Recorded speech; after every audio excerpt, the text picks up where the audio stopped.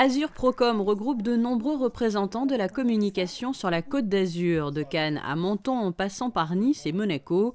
Cette association a décidé d'organiser ces palmes depuis une quinzaine d'années maintenant, afin de saluer des actions liées au monde de la communication. Et comme au cours de toute cérémonie, les prix ont été remis dans différentes catégories. Ils ont été décernés par des jurys composés d'experts. Les palmes de la communication, 16e édition, il y aura 4 catégories. La catégorie annonceur entreprise, annonceur institution pour les collectivités.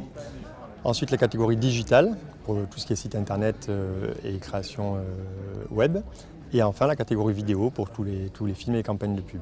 À titre d'exemple, l'agence Les Argentins pour les laboratoires Vetoquinol, Need Help, décroche la première place dans la catégorie campagne annonceur entreprise. Couleur Tango monte sur la 3e marche du podium pour sa campagne destinée à l'Orchestre Philharmonique de Monte-Carlo dans cette même catégorie. Et en marge de ces 16e palmes de la communication a été organisée la première édition des Figures de la Com. Dans la catégorie responsable d'une agence de communication, Laurence Genevet d'EPI Monaco figure parmi les gagnants, les Figures de la Com baptisées en quelque sorte sur le sol monégasque.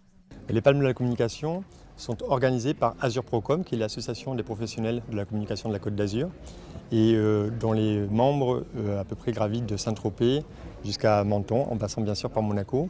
Nous essayons, pour satisfaire un petit peu l'ensemble des secteurs géographiques, de varier les plaisirs. Nous l'avons fait déjà à Nice, à Cannes, et Monaco était vraiment l'étape incontournable. Grâce à Sylvie Biancheri et Hervé Zorgnotti, nous avons eu la chance de bénéficier de ce magnifique lieu qu'est le Grimaldi Forum.